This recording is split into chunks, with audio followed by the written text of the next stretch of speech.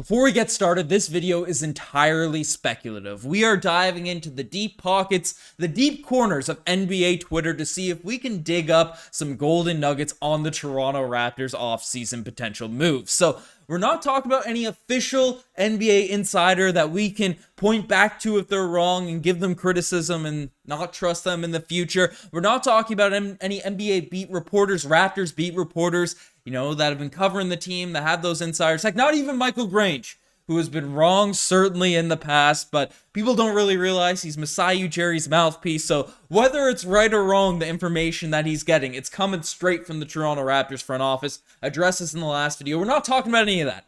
We are getting into really degenerate NBA Twitter territory, but it's a lot of fun. So I just wanted to make a video on it, but definitely want to preface at the start. This is not a crazy, insight guaranteed locked in for sure thing that we're talking about, because for people that have been following on Twitter, on Reddit, been keeping up with the guys that are trying to beat Woj, these random Twitter accounts, there's a guy that's really taken over as this account, Droppin' Dimes 20. Twitter account was deleted and banned a few days ago as the account was consistently leaking info over the past few days before Shams and Woj. It just predicted the Harden out of Philly rumors 1 hour ahead of Shams and Woj reporting it. The account was just about to drop some news on Kyrie, but it seemed to have been deleted. All these types of things, all this sort of stuff, and basically Droppin' Dimes. I'm sure a lot of you have seen the tweets, have seen the stuff that's going on. He doesn't have 100% hit accuracy, but he is definitely someone, or he, she, whoever the heck it is, right, is definitely a person that seems to be getting some insider infos. They've had numerous hits, including one regarding the Toronto Raptors. This came out and basically said that Fred VanVleet and Dillon Brooks will both sign with the Houston Rockets tomorrow on June 29th.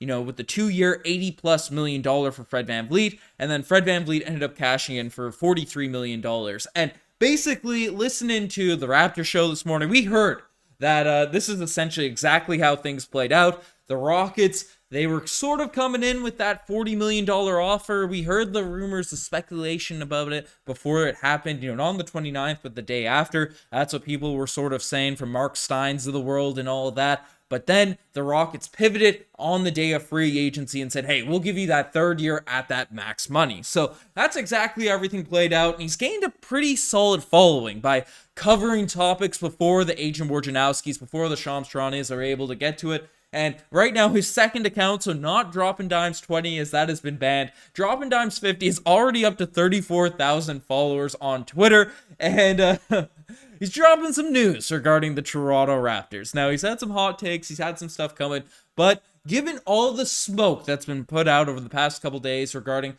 potential rumors, potential trades, blockbuster deals, Pascal, random role players, all these types of things, right, might add a little bit more weight to this report that's coming out here now, as basically Droppin' Dimes has dropped, today. The Raptors, was it today or yesterday? I think it was yesterday. I pulled it out today. The Raptors want to make a big move. Now, this is coming before all that Michael Grange stuff that I addressed in previous videos that is probably coming directly from the Toronto Raptors front office. Letting them leak different information, different info on that front. But the Toronto Raptors are looking to make big moves. Now, there's a couple avenues, a couple directions this could go. Right, it could go in the direction that we've been covering on this channel with Pascal Siakam, potential trade drama, the Raptors not being that interested in giving him a gigantic extension, right? It could potentially go in that route, and we'll see a blockbuster happen between the Raptors and Atlanta Hawks, something going down in that area, or it could be something I've been pushing a bunch on this channel, something I think the Raptors definitely have the assets and the possibilities to get into, is swooping in for a potential Damian Lillard trade. Now, if you look at the past with Masai Ujiri sort of willing to take the big swing when he feels like there's a player that could come in and have a serious impact, turn your team around, right? Toronto Raptors, a big move, something that would classify a big move, would definitely be jumping into the Damian Lillard sweepstakes, and we have the type of assets to do it. And interestingly enough, I was thinking about making a whole video. We'll see if more info comes out on it in the next coming days, but the Philadelphia 76ers, they are not willing to include Tyrese Maxey in any sort of trade packages, regardless if Damian Lillard's involved or not. And in the previous videos I made regarding Damian Lillard, I said The only way that, the only team that I can see really having a significant advantage over the Toronto Raptors in terms of packages is the Philadelphia 76ers if they were willing to add Tyrese Maxey to a potential deal.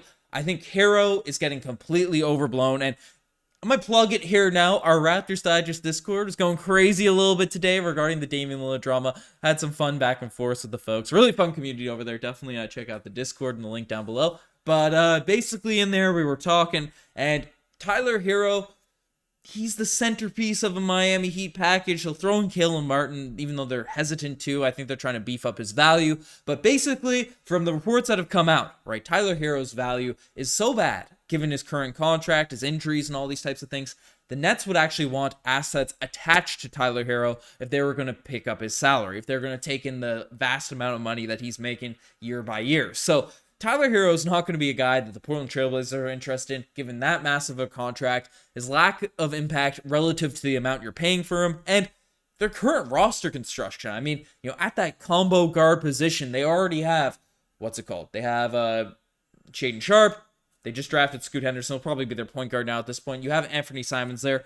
What are you going to do with Tyler Hero being the centerpiece of a package coming back on that front? And we already discussed in a recent video, the Portland Trailblazers are interested in young players, draft capital, and cap relief in a potential Damian Lillard sweepstakes trade. And the Raptors have the assets, they have the ability to do this type of deal. Now, OG Anunoby would likely have to be involved in this. I don't think the Raptors, it's a smart move for them to acquire Damian Lillard and not keep Pascal Siakam. With all the drama regarding Pascal now at this point, I don't think it makes sense for the Raptors to give up Pascal if we're getting Damian Lillard. Yes, we'd be losing more on the defensive end with OG Anunoby out there, but Pascal is a proven number 2 option on a championship team. We do have Scotty Barnes, we have Gary Trent Jr. that can play those wing spots to fill those minutes, and in the hypothetical, I was cooking up the trade machines in those previous videos. I discussed how Grady Dick could potentially be an asset involved in a potential Damian Lillard trade. Well, the Raptors have signed him, so unless we're waiting to trade for Damian Lillard 30 days down the line, Grady Dick will not be involved in any trade packages, so we can take him out of the deal. But there are other players, other young guys, maybe a Koloko would be interesting to the Portland Trailblazers, that could come in. Not as much value, certainly, as a Grady Dick, but definitely more positive for the Toronto Raptors that we can keep him around, keep him on the squad. But it's interesting. The Raptors have some serious value that outbeats the Tyler Heroes of the world, that outbeats the Philadelphia 76ers packages, which, without Tyrese Maxey getting involved, they aren't going to be able to compete with us in a potential trade. They don't even have that much draft capital. And the Brooklyn Nets are another team that were on Damian Lillard's preferred destinations. Their offers, their hypotheticals involve Ben Simmons going to Portland, which is an insane negative asset and doesn't involve cap flexibility for Portland, which is one of their desires after getting off of Damian Lillard. So I'm diving into it a little deep dive. I said this could have been a whole video, but again, the Damian Lillard drama is very speculative at this point as well, so may as well throw it into this speculative video. Just fun, random content that I know a lot of people don't get excited about, but again, I'm making this because I want to get my rants, my thoughts out on the Toronto Raptors, but the Raptors have a lot of avenues to make big moves, right? As they're putting it, as Buddy's putting it out here, the Raptors want to make big moves. So we'll see what ends up happening. Brian Windhorst came out in his podcast and said the Raptors are in kind of a purgatory state where it's the dark dens of basically where the Chicago Bulls are now as well at this point, where they're completely mid. They don't really have any avenues to go up or down at this point. So making a big blockbuster trade does make sense given our current roster construction, given all the news that has come out. Again, I can't repeat this enough. Don't take this as an official report, even with dropping dimes track record of breaking things before they've happened. He's had some misses as well if you go through his tweets, so it's not a guaranteed thing, but definitely something to keep an eye out for, an excuse for me to give an update on all the random trade drama going out here on the Raptors sphere. So, I don't know, and a bit of fun, right? All this is for a bit of fun. Break down all the potential moves to the Toronto Raptors. But folks, you guys are the best to make it this far. Subscribe to the channel if you guys haven't already. Dropping videos left, right, and center. So mean the world to me if you hit that sub button. Keeps you up to date. Everything regarding this team. Anyways, you guys are the best. I'm signing out. Cheers.